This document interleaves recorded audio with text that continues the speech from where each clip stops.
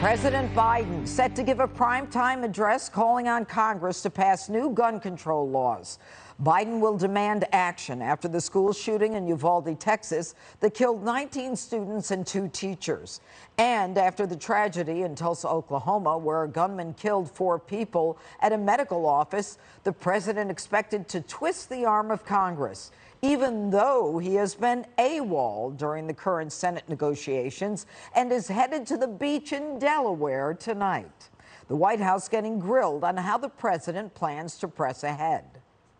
If the president thinks that Congress must act immediately to end this epidemic of gun violence, is he going to bring any of the key players from Capitol Hill to the beach with him tonight? Oh, okay. So I don't have. Wasn't a big part of candidate Biden's whole thing that he knows how to get things done. He does. He does. I mean, he's beaten the gun lobby before. Meanwhile, fireworks on Capitol Hill as House Democrats clashed with Republicans on new gun legislation being pushed by the left. There's something gun-crazed about our country that we need to deal with. You are not going to bully your way into stripping Americans of fundamental rights. If the Supreme Court objects, we will expand it, and we will not rest until we have taken weapons of war out of circulation. They want to change the country in so many dramatic ways. Again, Texas is filled with good guys with guns, but that couldn't save the lives of those 19 children and 2 teachers. So this gun would be banned. I hope the gun is not loaded.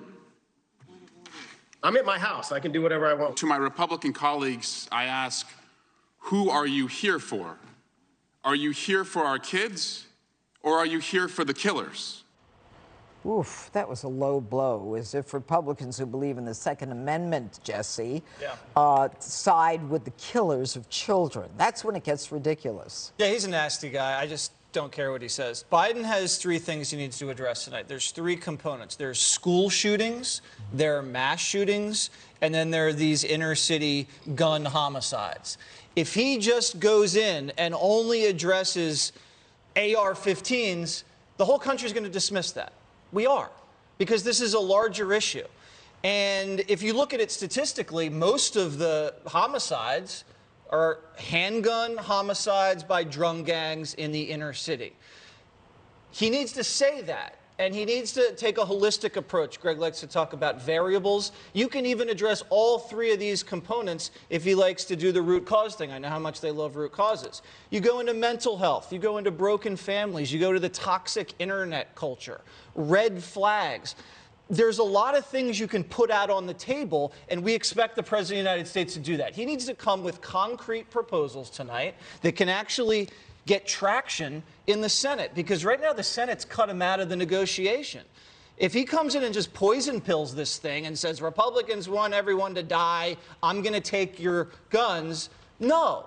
Right now, the main action in the Senate is Lindsey Graham and Cornyn, 2 deputies of the minority leader, Mitch McConnell, and it's basically red flag laws. If they can get action on red flag laws and get momentum on hardening schools, take the win, Mr. President.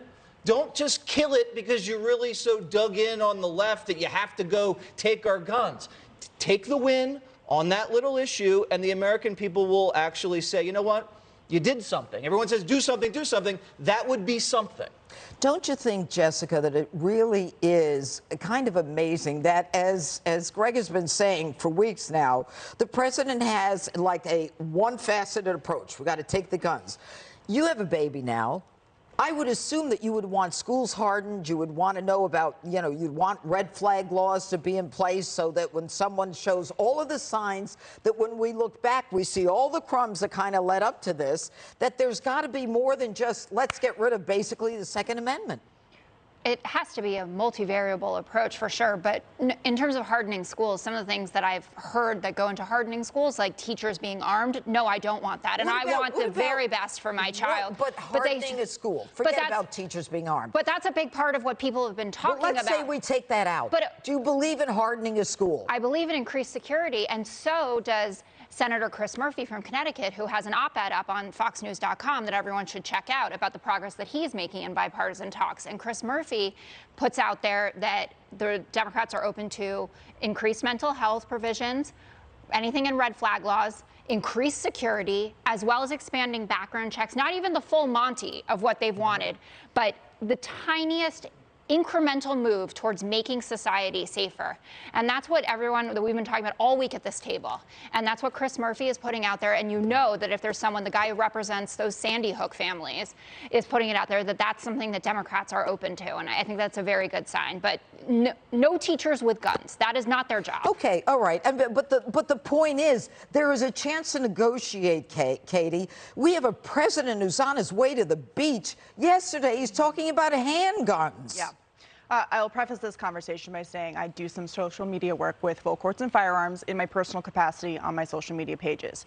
That being said, the press secretary was asked today why the president is giving this address tonight from the White House in prime time. She said it was because he wants his voice to be out there on this issue, which says to me he's not going to offer much new. So let me talk about what I think he's going to say tonight and to put some facts on the table before he says these things.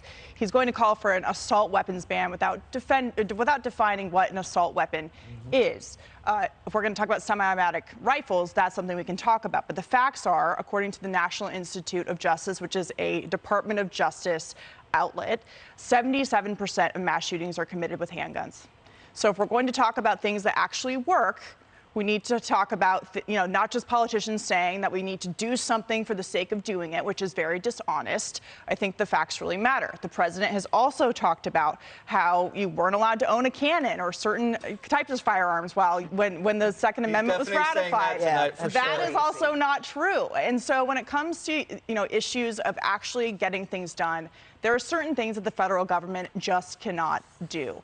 And when it comes to accusing Republicans of being pro-kid killer, it's a non-starter completely. When the president doesn't know the difference between a 9mm handgun round and what the definition of an assault rifle is, that's also a problem. Also, there's a big difference between what the media has been saying, what people in Washington, D.C. are saying, and what the rest of the country thinks. A YouGov poll came out just this week showing that actually most people do think that teachers should be armed, that administrators should be armed. This is not a foreign concept. This is happening in places like Utah and Texas and Arizona. This has been done. No one's being forced to do it, but it is a concept that a lot of Americans have embraced as a solution at their local level in their school districts. So it's a complicated issue. The left tends to throw a label on everything and act like there's a one-size-fits-all policy. I think the mental health aspect of it is important, but then we get into issues about veterans not seeking mental health care because they may not be able to exercise their Second Amendment rights. So it's a complicated issue that the president apparently is going out tonight to talk about because he wants to make his voice heard right before he goes to the beach for the weekend, which says the urgency is not that bad. Greg, it's kind of interesting. In Israel, you don't hear a lot about school shootings there, and I understand that they've hardened the schools. They have one entrance. You go through one entrance. All the teachers are armed, and they don't publicize it. But, there are people in this country who are not even willing to discuss certain aspects of protection that we can all agree on. There is common ground, isn't there? I think so, but you can't find common ground with people you don't trust. And both sides kind of don't trust each other. I think there's a fairly good reason why people who are strong on the Second Amendment don't trust the other side, because the other side's wrong on every variable when, like you said, Biden's been around a long time, and the guy is so ignorant and insulting when it comes to talking about guns. You cannot take him seriously. The reason why he sticks to one variable is that's the only one he can handle. I don't know what kind of Biden you're going to get tonight, because I don't know what's left of him, to be honest, right? Somebody's pulling his strings. If I were a mass killer, I'd go to a gun-free zone. That's the first thing I would do, right? Because the amount of death is mitigated by the second gun arriving.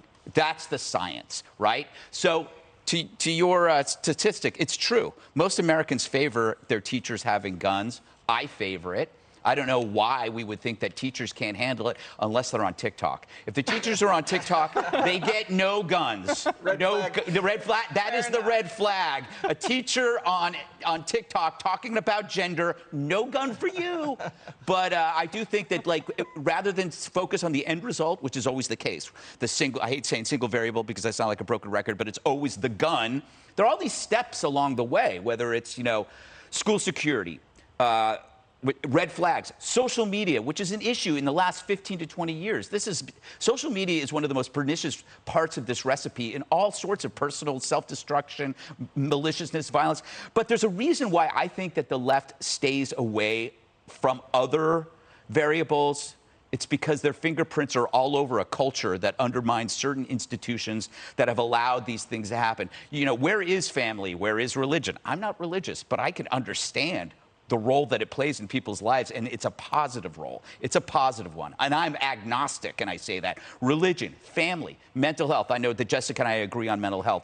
The security of the schools. That makes total sense. But you cannot address these things if you feel in yourself that somehow you have contributed to this untethered alienation that we see right now. And I think that's why the left turns away from a lot of these other possibilities. But like a large bill that would tackle everything would create trust, so that if you went after a certain segment gun, like an age minimum for a rifle, not an assault rifle because that doesn't exist, but a rifle, and then you put in social media, and then you put in hardening the schools, and then you put in red flags, that allows people to trust each other because it's more than one variable. If it's just somebody talking about one thing all the time, you can't trust them.